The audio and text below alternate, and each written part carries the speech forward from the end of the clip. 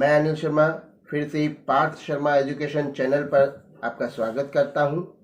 आप इस चैनल को सब्सक्राइब करें और वीडियो को लाइक करें। आइए अब समूची भाग 1 नवमः पाठः सिक्ता सेतुः पार्ट 1।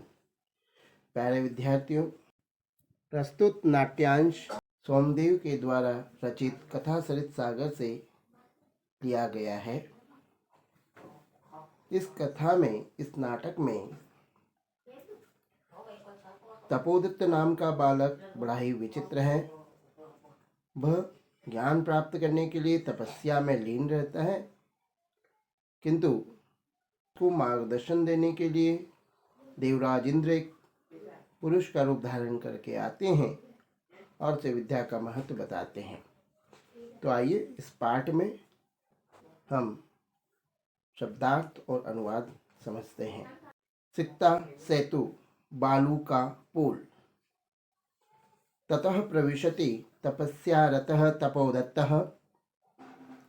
तपस्या में लीन तपोदत्त प्रविशति प्रवेश करता है। तपोदत्तः कहता है, विचार कर रहा है, अहम तपोदत्त अस्मि। अहम न मैं तपोदत्त अस्मि न हूँ, मैं तपोदत्त हूँ। बाल्ये बचपन में पितृचरणै पूजनी पिताजी के क्लेशमानोऽपि, क्लेश किए जाने पर भी या क्रोधित होने पर भी विद्या को नयन नहीं अधित्वान पढ़ा। मैंने बचपन में पिता के द्वारा क्रोधित होने पर भी या क्लेश किए जाने पर भी विद्या को नहीं पढ़ी।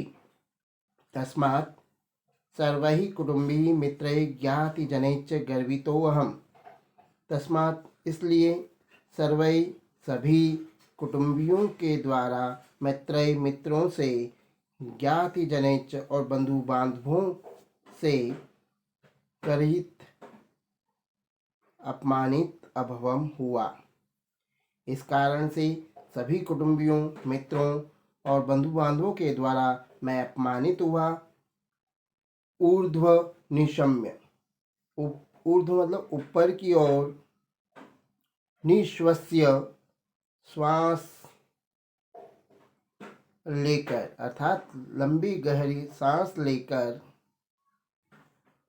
हा विधे धाता किम इदम मया कृतम, किम ने क्या, इदम ने यह, मया मेरे द्वारा कृतम किया गया, यह मेरे द्वारा क्या किया गया या मैंने यह क्या किया। कीदृशी दुर्बुद्धि आसीत तदा, तदा न तब या उस समय, कीदृशी कैसी दुष्ट बुद्धि वाला था। एतदपि यह भी न चिंतितम नहीं सोचा, यत्न की, परिधानैरलंकारै भूषितोऽपि न शोभते नरो निर्मणि भोगीव सभायां यदि वा गृहे। परिधानों से, वस्त्रों से, अलंकारों से सुशोभित, नयन नहीं, नरो और मनुष्य, निर्मणि बिना मणि के, भोगिव सांप के समान, सभायाम सभा में या घर में। वस्त्रों और आभूषणों से सुशोभित किंतु विद्या से रहित मनुष्य घर पर या सभा में उसी प्रकार सुशोभित नहीं होता है जिस प्रकार मणि के बिना सांप सुशोभित नहीं होता है। किंचित विमृश्य, थोड़ा विचार करके या कुछ विचार करके, बहुतु किम एतेन, अच्छा तो इससे क्या, दिवसे मार्ग भ्रांतः संध्याम यावत यदि गृहमुपैति तदपि वरम, वरम न श्रेष्ठ है, तदपि तो भी, उपेति आता है, गृहम घर को, यदि न यदि, यावत जब, संध्या शाम को, मार्ग भ्रांत मार्ग में भटका हुआ, या मार्ग से भटका हुआ दिवसे दिन में रास्ता भटका हुआ मनुष्य यदि शाम को घर आ जाता है तो भी उत्तम है, तो भी अच्छा है। नासौ भ्रांतो मन्यते न नहीं असो न वह, भ्रांतो भटका हुआ, न नहीं मन्यते माना जाता है, वह भटका हुआ नहीं माना जाता है। इदानीम इस समय, अतः अब, इसलिए, अहम न मैं, अब मैं या इस समय में तपस्या के द्वारा विद्याम वाप्तुम विद्या प्राप्त करने के लिए प्रवृत्तो अस्मि लग जाता हूँ। उसने विचार किया कि मैं अब तपस्या के बल पर ही विद्या प्राप्त करूँगा, और तपस्या में लीन हो जाता है। उसी समय जलोच्छलन ध्वनि श्रूयते, जलोच्छलन ध्वनि श्रूयते सुनी जाती है या सुनाई देती है। ध्वनि आवाज जल की उछलने की या जल के तरंगों की ध्वनि सुनाई देती है। अरे कुतोयम, यह कहाँ से आ रही है? कल्लोलोच्छलन ध्वनि,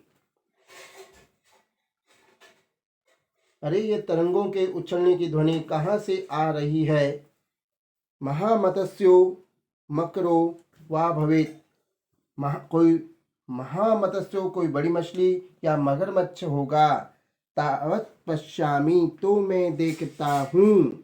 चलिए, पुरुष में कम सिक्ताभिः सेतु निर्माणम प्रयासम कुर्वाणम दृष्टवा साहसम, हंसते हुए दृष्टवान देखकर, कुर्वाणम करते हुए, प्रयासम प्रयास को, सेतु निर्माण पुल बनाने का कार्य, सिक्ता भी बालुओं से, एकमन एक, पुरुषमन पुरुष को। उसी समय जब वह तपस्या में लीन रहता है तो एक देवराज इंद्र साधारण मनुष्य का रूप धारण करके नदी के किनारे पुल बनाने का प्रयास कर रहे हैं। उसी को बताया जा रहा है। ये देवराज इंद्र उसको शिक्षा देने के लिए आए हैं।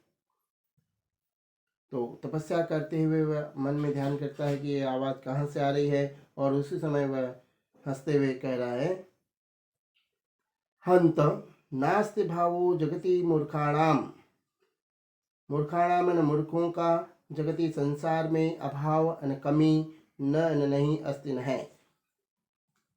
खेद का विषय है कि संसार में मूर्खों का अभाव नहीं है।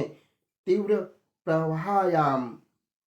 प्रवाह में, नद्याम नदी के, मूढ़ोयम यह मूर्ख व्यक्ति, सिक्ता भी बालुओं से, सेतु निर्मातुम पुल बनाने के लिए, प्रयतते प्रयास कर रहा है। खेद का विषय है कि संसार में मूर्खों का अभाव नहीं है। अत्यधिक तेज बहाव वाली नदी में वह मूर्ख बालू से पुल बनाने का प्रयास कर रहा है। साट्टहासम, जोर से हंसते हुए, पार्श्वन पास में उपेत्य जाकर बोला, भो महाशयः किमिदं विधीयते, अरे महोदय यह क्या कर रहे हो? अलम अलम तव श्रमेण, मेहनत मत करो, पश्च देखो, रामो बबंध यम सेतुम शिलाभिर्मकरालये, राम ने बबंधन बांधा, बनाया था, यमन जिस, सेतुमन सेतु को, शिलाओं से, मकरालये समुद्र पर, राम ने समुद्र पर जिस पुल को शिलाओं के द्वारा बनाया था, तावत ऐसा ही विदधत बना रहे हो, कर रहे हो, बालुका भी बालुओं से, तम यासी हो रहे हो, तुम तुम अति रामताम, राम से भी बढ़कर यासी हो रहे हो। देखिए यह पूरा अनुवाद श्लोक का। राम ने समुद्र पर जिस पुल को शिलाओं के द्वारा बनाया था, ऐसा ही पुल बालुओं से बनाते हुए तुम तो राम से भी बढ़कर हो रहे हो, अर्थात राम से भी ऊंचा कार्य कर रहे हो। पुरुष चिंतय तावत, तावत तो चिंतय सोचो विचार करो। सिक्ताभि बालुओं से क्वचित सेतु, कहीं पुल कर्तुम करने के लिए युजते उचित है या बनाने के लिए समर्थ हो, बनाना उचित है। पुरुष बहु तपस्विन, अरे तपस्वी, कथम माम अवरोधम करोषि, अरे तपस्वी, कथम ने क्यों, माम ने मुझको, अवरोधम रोकते हो, प्रयत्नेन किम न सिद्धम भवति, प्रयत्न से क्या सिद्ध नहीं होता, प्रयास करने से कौन सा काम पूरा नहीं होता। का आवश्यकता शिलानाम, शिलाओं की क्या जरूरत है। सिक्ताभिरेव बालुओं से ही सेतु पुल को परिश्रामी करूँगा बनाऊंगा।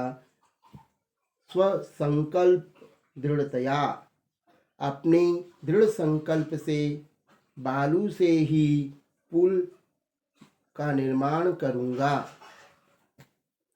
तपोदत्त, तपोदत्त बोला आश्चर्यम, आश्चर्य है क्या, किम सिक्ताभिरेव सेतुं करिष्यसि, क्या तुम बालुओं से पुल का निर्माण करोगे। सिक्ता बालू जल प्रवाह है, जल के प्रवाह में बहाव में स्थास्यन्ति ठहरेगी, कि मैंने क्या, क्या बालू पानी के बहाव में ठहरेगी। भवता चिंतितम न वा, क्या आपने नहीं सोचा, आपने विचार नहीं किया। तो प्यारे विद्यार्थियों, इस पाठ का पार्ट 1 आपने पूरे विश्वास के साथ समझा होगा। आप इस वीडियो को लाइक करें, चैनल को सब्सक्राइब करें और जल्दी ही पार्ट 2 आपके पास आएगा। धन्यवाद।